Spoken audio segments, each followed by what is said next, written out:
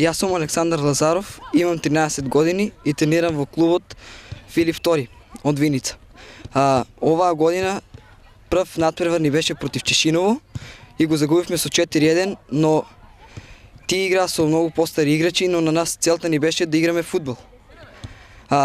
Ова година най-тежокривалки ни бидат Кочани и Саса от Каменица, па се надяваме дека ќе имаме успеси во тоа. Здраво, аз съм Давид Димитров, тренирам в клубът Филип II от Виница, имам 14 години, играм на местото на штопер. Нашият тренер Зоран Васевски е много добър тренер, той ни обяснява како трябва да се играе, како трябва да одиме по местата кога не напаѓаат, а како кога ние напаѓаме. Што очекуваш оваа сезона? Ние оваа сезона очекуваме дека ќе земеме прво место, а не лани како што не победија екипата на Кочани. Јас сум Марио Крстовски од Виница, имам 13 години, играм во Филип II Слога, средина играм позиција. Мислам дека ова година ќе бидеме подобри. Минатото првенство завршивте на второ место позади екипата на Кочани. Што очекуваш оваа година? Оваа година очекувам да бидеме многу подобри, бидејќи минатата година екипата ни беше подмладена и немаш многу мали деца игра затоа. Сега оваа година мислам дека бидеме подобри. Оваа година имавте добар старт на турнирот во Кочани. Меѓутоа во првото коло загубивте во Пионерската фудбалска лига Источен регион во Чешиново. Причините? Причините, значи од оваа година имаме смена на генерации. Децата, значи генерацијски се малку помали. Проблеми имаме не само ние, и другите екипи мислам дека ги имат тие проблеми, да можеме да склопиме деца од цела генерација. Значи пионери од 96-та, во нашата екипа има само 3 или 4 деца, другите се 97, 98, оствари од 97 нагоре од оваа година се извинувам. Значи 97, 98, 99, па дури 2000 години имаме деца што се за таа возраст. Значи и другите екипи ги имат тие проблеми. Од тренерот Зоран Васевски у неврзан разговор за нашата телевизија изјави дека е револтирано од почетокот, односно стартот на првенството, со оглед на фактот што многу екипи им е дозволено да играат без фудбалски легитимации. Да, имавте и вие некој проблем уште во првото коло. Да, значи не е тоа од оваа година. Мислам дека 2 или 3 години више наназад организацијата на оваа лига е на многу ниско ниво. Ние ги имаме тие проблеми. Значи нашата екипа секогаш е била се трудиме и со легитимации, и со се децата да биде се регуларно. Другите екипи околу таа организација, значи со легитимации, со тие работи не се организирани како што треба, единствено Кочани само од Кочани, значи минатогодишниот првак. И ние мислам дека другите екипи го немат тоа регулирано и мислам дека треба нешто да се преземе, затоа што се играе за децата, за тие деца да постигнат нешто понатамо, затоа што повеќе од децата и кај нас се револтирани околу, знаат дека има деца поголеми што не може да играат со нив, да се преваруваат, тоа е реално. Јас би сакал да те прашам за крај. Работиш во школата на Филип II овде и си повикан, дали Виница моментално има таленти на кои може сериозно да се смета и во блиска иднина? Значи Виница од секогаш имала таленти, ки има. И сега имаме доста деца што се доста талентирани. Значи треба само да се работи со нив, да се насочат тие деца правилно, а со тоа ќе успееме ако ние како тренери плюс за нас имаме екипа што ќе ни помага. Значи не е само тренерот во екипата, значи треба поголема организација за тие деца успеат. Ама како што кажавме, значи треба поголема организација на ниво на самата лига. Ние ќе надополнам, например, сега распоредот ние сега од оваа година има 9 екипи, мислам дека што се такмичат. Прво и второ коло игравме во гости, трето бевме слободни, четврто пак сме во гости. Значи распоредот не е направен како што треба. И од таа страна имаме некои замерки. Да, исто така и со судиите да напоменам, значи секоја екипа ја мислам дека може да одвое како што ние одвојуваме од Кочани судии што ни доваѓаат, значи може и Каменица, може и Делчево од оваа година и другите сите екипи. заедно со судиската организација што откочени, да се организират повеќе за да има судии на надпревар, да не дојде некој човек што дошол да гледа утакмица да дојде да суди. Значи има и такви случаи, за тоа ни треба поголема организација. Почитувани гледачи, добро вечер. Еве се наоѓаме на градскиот стадион во Виница, од каде сакам да поразговарам со мојот гостин и да ви ги пренесе тој неговите размислувања за фудбалот во Виница, па и за она што се случува во регионот Исток, односно во пионерската конкуренција. Мој денешен соговорник е Зоран Васевски. Како би го најавил?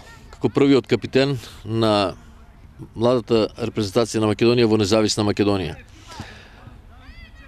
И да не должам многу, еве првото прашање, најпрво би го поздравил мојот гостин и би го запрашал за она што разговаравме деновите беше актуелно случувањата во пионерската фудбалска лига Источен регион. Вие искажавте големо незадоволство од стартот на првенството, па онака поопштирно за гледачите на Канал 8. Па најнапред сакам да ви се заблагодарам за присуството ваше на градскиот стадион во Виница и за емисијата која ја водите вие. А околу прашањето кое ми го поставивте, сакам да нагласам, како што кажавме и овие денови, актуелно е. Значи, ние пред почетокот направивме еден состанок каде што имаше дневен ред на кој намногу разговаравме околу тие неправилности кои секоја година ги има во оваа пионерска лига, а тоа е најмногу, значи, играњето на повозрастни играчи кои немаат право да играат во пионерите и играњето без соодветна спортски легитимации. Рековте дека има неправилности и дека тоа е сепак штети на овие млади генерации. Дали мислите дека со тоа да негативно влијаат и на децата? Па тоа секако дека влијаат негативно. Значи, таа појава навистина треба да смогнеме сили и да искорениме, бидејќи навистина е жално за некои деца кои навистина имат право да играат, а веќе тренерите си тие треба самите да замислат зошто стават, важни ли се резултатите. На мене не ми се важни например резултатите. Јас сакам да направиме деца, да имат деца кои навистина во својата генерација ќе бидат одлика и кои ќе го покажат тоа што го знаат на теренот, али ќе го покажат во своите генерации. Значи не може дете од 97-8 година да игра со 94-95 година. Во тие генерации и 6 месеци е многу голема разлика, а не пак година-две. Значи самите тренери треба да се запрашат што имаат корис од тоа што ќе стават поголемо дете или ќе стават дете кое нема право да играе без спортска легитимација играе и ќе го добие резултат, ќе го добие надпреварот. Ништо не постигнуваме со тоа. Ништо не постигнуваме, само и правиме лошо на децата. Вие во првото коло гостувате во Чешиново и искажавте многу токму недоследности на настапот, бидејќи децата од Чешиново биле без никаква документација и имате вложено жалба. Како мислите дека ќе се реши оваа жалба? Па првото коло, јас навистина не бев на надпревар. Бев службено отсутен и не можев да идам на надпреварот, меѓутоа бев известен од моите колеги дека на надпреварот исто така во Чешиново имало неправилности, тоа се играле повозрастни деца и тоа доста повозрастни деца и настапиле без спортски легитимации. Не знаеме, значи, дали тие деца имаат соодветен преглед, дали имаат право да играат за сега во примерот е Чешиново. Значи, и поднесовме жалба, меѓутоа не знаевме на кој да поднесеме жалбата, како што знаеме комесарот за надпреварување го нема. Не е моментно службено отсутен од државата, меѓутоа имаме најавено жалба и мислам дека најспортски, значи јас не сакам бодови, не ми се важни мене бодовите. Најспортски е да го прииграеме надпреварот и да покажеме, па ако се подобри, навистина ќе дадеме рака. Минатата година имавте смена на генерациите, бидејќи неколку години бевте шампиони вие во пионерската фудбалска лига на Источниот регион и имавте навистина забележителни резултати и во првенството и во куп надпреварите. Стигнавте, мислам, еднаш и до полуфиналето на фудбалскиот куп на фудбалскиот куп на Македонија. Меѓутоа имавте, реков, смена на генерации. Сега гледам овде дечиња кои навистина ги има во огромен број. Дали очекувате оваа година некои подобри резултати? Па јас и претходно ви кажав дека за мене резултатите не се некој мерил. Значи јас сакам да направам деца кои навистина ќе го продолжат фудбалскиот пат понатаму и затоа пак повторувам дека резултатите не ми се приоритетна цел, а сепак мислам дека оваа година, без разлика на тоа, сепак мислам дека оваа година имаме екипа за почитување и мислам дека со самото тоа и резултатите ќе се додат само по себе, тоест ќе покажеме на теренот колку знаеме можеме, која екипа ќе биде подобра од нас, на секој ќе подадеме рака. Значи не сакам прљави игри, значи поштено сакам да се играе и кој е подобар нека победи, фудбалот нека победи. Јас и ти имаме многу чести контакти и преку телефони, и преку телевизиските камери. Меѓутоа не е ова нешто што сум планирал онака чисто ради лице да ти го поставам ова прашање. Ме интересира вашиот син Борис беше еден од, може да кажем, од најголемите таленти во неговата генерација.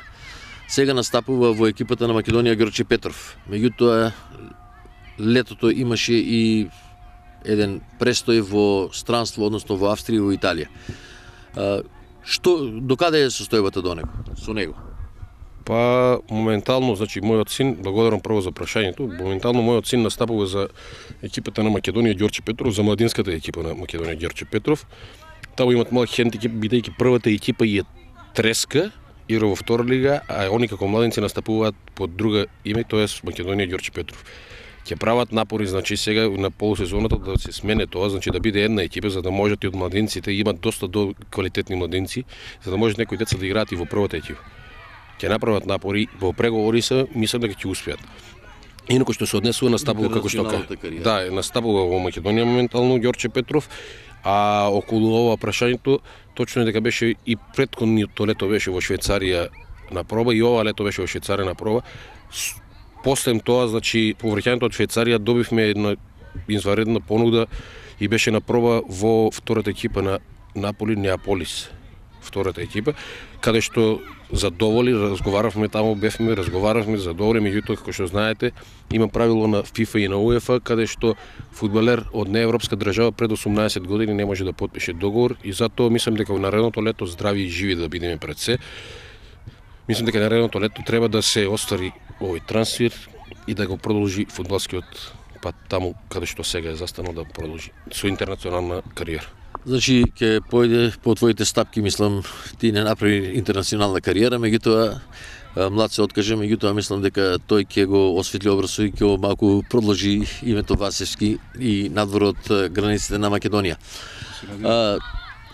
Моментално ја реков емисијата ја правиме на градскиот стадион во Виница, стадион на кој знаело да има и по 5000 гледачи. Меѓутоа Виница ја нема ни во третата лига. Кои се причините за моменталната состојба еве на фудбалот во Виница? Па видите пред се на почетокот, значи на емисијата вие ми поставивте едно прашање на кое ви одговорив дека најголемата вина за немањето општо зборувам, значи не во Виница, него општо. Значи ние да имавме лига, посебно пионерската, значи и сега во источниот регион посебно пионерската лига нема кадетска, нема младинска лига, нема ништо.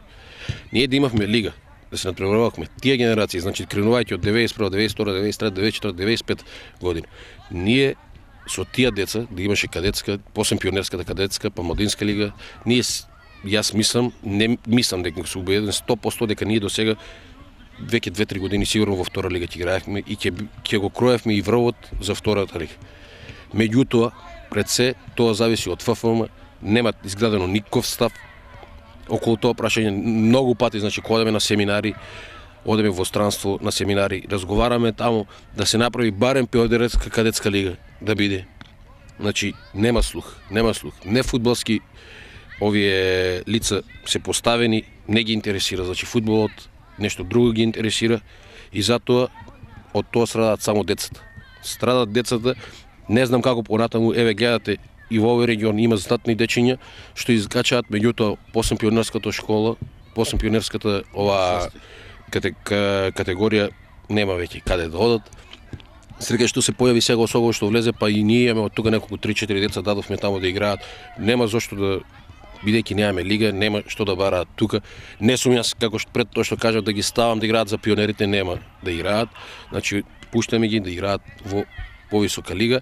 Инаку што се однесува до сениорската екипа, имавме напори сега пред почетокот на првенството, сакавме да го направиме, да ја повратиме Слога во третата лига. Меѓутоа искачи еден проблем кој што мислам дека наредната година 100% сум убеден, бидејќи имам прекрасна соработка со градоначалникот, мислам дека 100% дека ќе се надпреваруваме во третата лига. И имаме доста добри деца кои и сега рекреативно доаѓаат тука, играат нонстоп, тренираат и мислам дека ќе направиме големи напори да ја вратиме Слога во третата лига, па понатаму ќе види. Го спомна токму градоначалникот Емил Дончев. Немав шанса бидејќи беше службено одсутен овие 2 седмици. Меѓутоа немав шанса да разговарам на некоја тема околу фудбалот, сакав да го слушнам и неговото мислење, меѓутоа бидејќи вие сте стално во контакт, јас вас би се запрашал.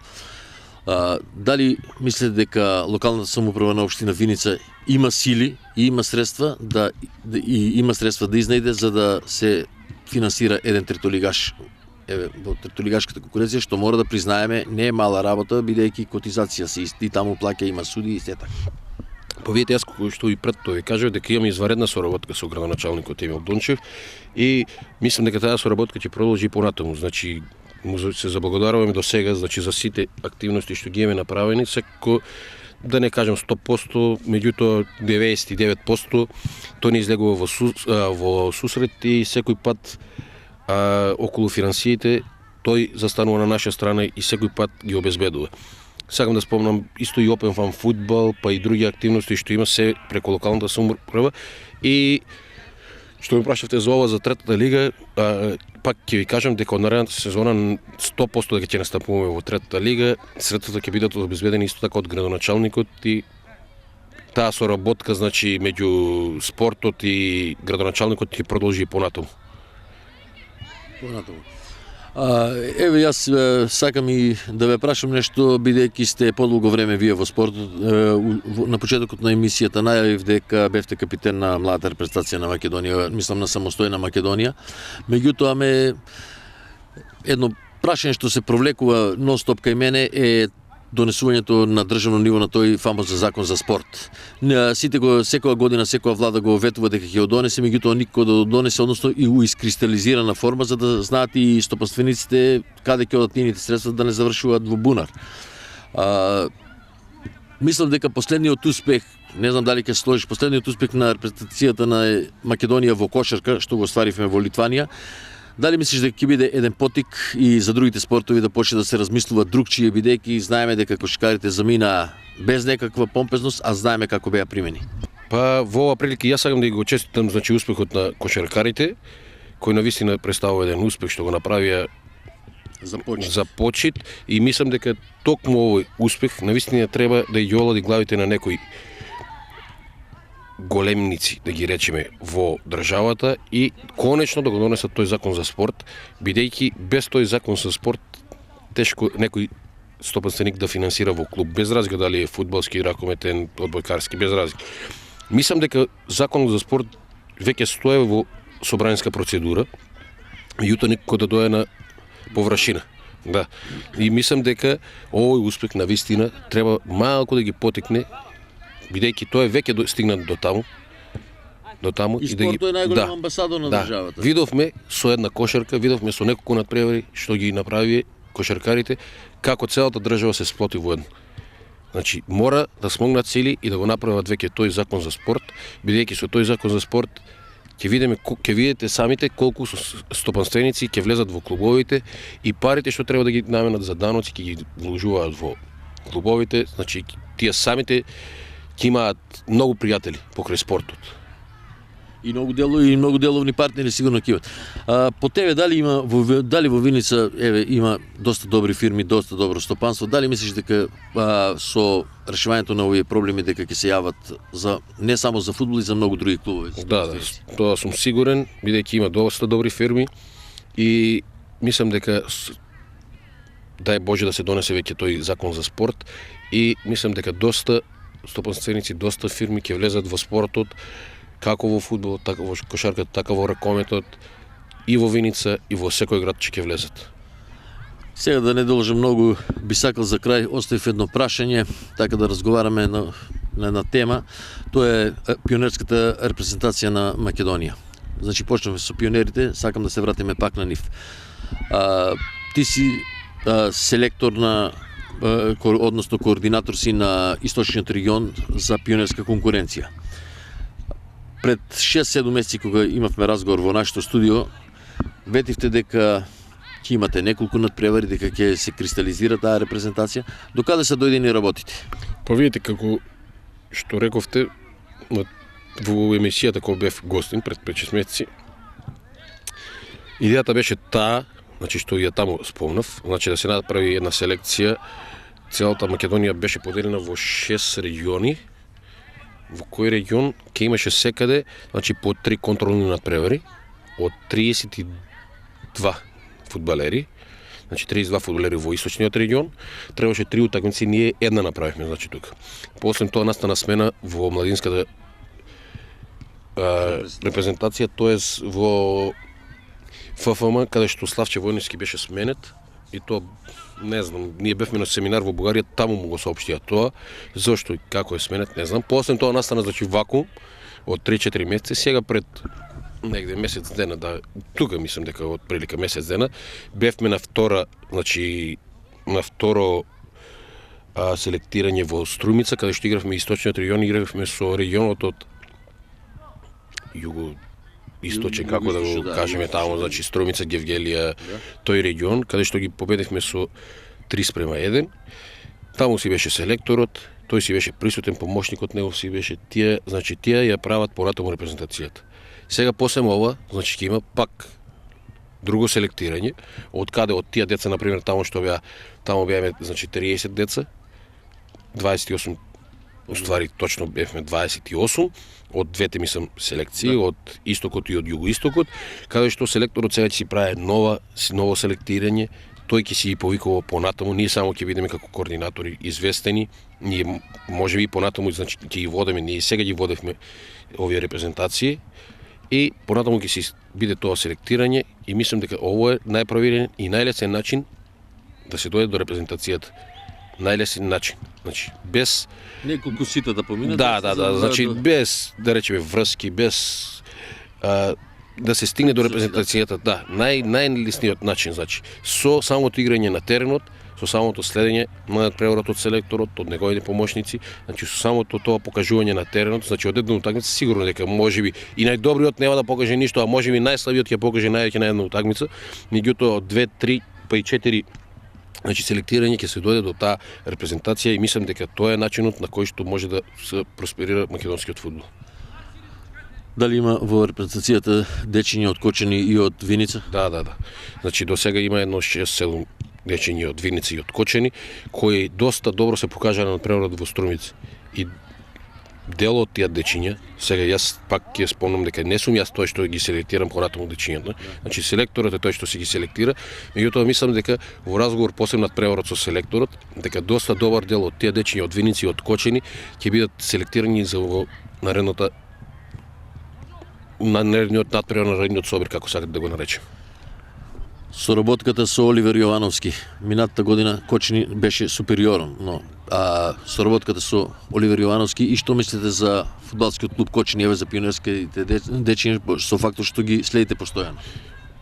Па соработка со Оливер и со сите други тренери што се во регион имаме прекрасна, и мислам дека така треба да продолжи таа соработка со сите тренери, значи не само со Кочани, со сите тренери имаме одлична соработка, а што се однесува до фудбалскиот клуб Кочани, мислам дека лани покажа дека навистина беа не класа, него 2 класи беа над, значи, другите екипи, и мислам дека и оваа година има доста добра екипа, на Кениф имаше доста голема промени, значи рокади во играчкиот кадар. Им посакувам среќа како на Кочани, така и на сите екипи. Нека продолжат, нека играат спортски, нека играат фудбалски, нека се надпреваруваат. Навистина тие што имат право тие да играат, да ги покажат резултатите на теренот, и ги замолувам уште еднаш, значи тренерите нека бидат фер и нека ги прават стварно екипите како што треба, нека играат дечињата што имаат право, да не се важни резултатите. Нека ги гледат дечињата, тие се иднината на македонскиот фудбал.